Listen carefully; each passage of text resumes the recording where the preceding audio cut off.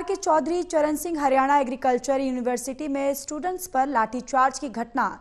आपको बताते चले कि बाद से पैदा हुए हैं गतिरोध को खत्म करने के लिए हरियाणा की नायब सरकार ने 4 सदस्यीय कमेटी का गठन किया है और इस 4 सदस्यीय कमेटी में 3 कैबिनेट मंत्रियों के अलावा हिसार के नलवा से विधायक रणधीर पनिहार को कमेटी में शामिल किया गया है। और इसी मामले को लेकर विधायक रणधीर पनिहार से खास बातचीत की है total news associate editor doctor Mahesh Kumar ने।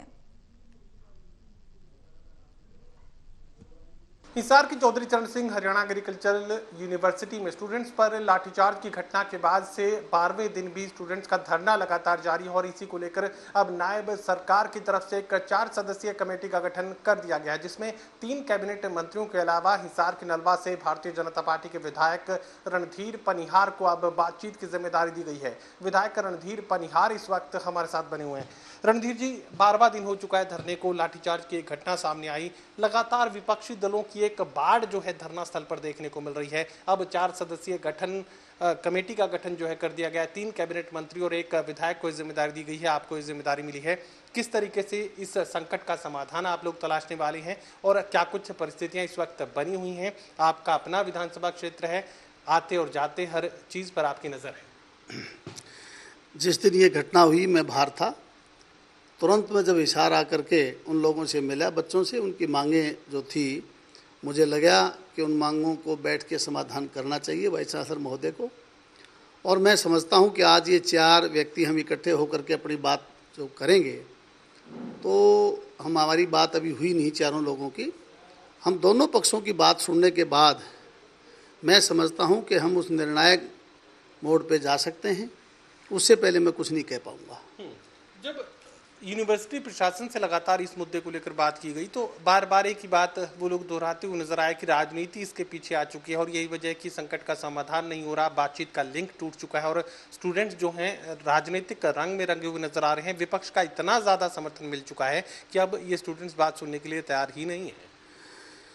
मैं जहाँ तक समझता हूँ, मैं जिस दिन पहले दिन गया, उनकी कोई मांग जितनी भी थी, 2 मांगें थी खास तौर पे।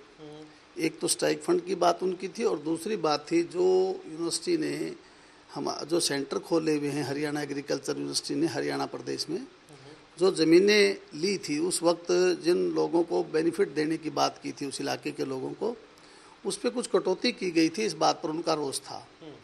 माननीय मुख्यमंत्री जी और हम सब ने प्रयास किया है कि उन चीज़ों को सॉर्ट आउट करने का हमने मन बनाया। आज ये कमेटी पुनः उस पर विचार करेगी कि क्या चीज़ें और ऐसी रह गई जो स्टूडेंट चाहते हैं, और प्रशासन से भी हम बात करेंगे क्या वो कर पाने में वो चीज़ें सक्षम हैं या नहीं हैं। हम कोई रास्ता निकालने का हर संभव प्रयास करेंगे। परंतु मैं विपक्षी दल के साथियों से कहना चाहूँगा, राजनीतिक क्षेत्र में राजनीति की जानी चाहिए। स्टूडेंट्स के जो बच्चे हैं वो किसी पार्टी विशेष के नहीं होते, हर किसी वर्ग के, हर किसी पार्टी के बच्चे वहाँ पढ़ते हैं, उनका भविष्य है और शिक्षा ही उनका भविष्य है।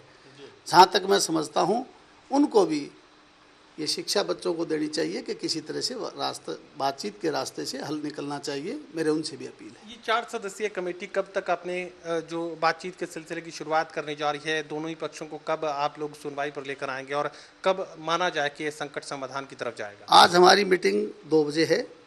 2 बजे के बाद ही कुछ हम बात कर पाएंगे, आपको बता पाएंगे।